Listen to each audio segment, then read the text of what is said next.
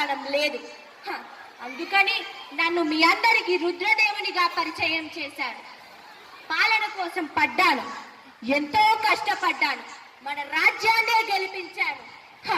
అలా సుభిక్షంగా జరుగుతున్న ఆ పాలనలో నేను మీ రుద్రమాదేవిని అని తెలిసింది. ఒప్పుకోలేదు. కొంతమంది సామంతులు నన్ను ఒప్పుకోలేదు. బాధపడ్డాను. మా నాన్నని అలా నిలదీస్తుంటే బాధపడ్డాను, ఎంతో బాధపడ్డాను. సహించలేకపోయాను. నాకు కోపం వచ్చింది. అప్పుడు నేను చెప్పాను, ఆడవాళ్ళు అయితే ఏమవుతుంది, కష్టపడుతున్నాను కదా, మీకోసం ఎంతో కష్టపడుతున్నాను కదా. అదే నేను రాజు అని తెలిసినప్పుడు జయహోలు కొట్టిన మీరే నేను రాణిని అని తెలిసినప్పుడు నన్ను ఎందుకు నిలదీస్తున్నారు? నా ఈ కోపంతో సామంతులు ఎదురు తిరిగారు. నాకు ఇదో లెక్కరా. నేను భయపడలేదు, ముందుకు వచ్చాను.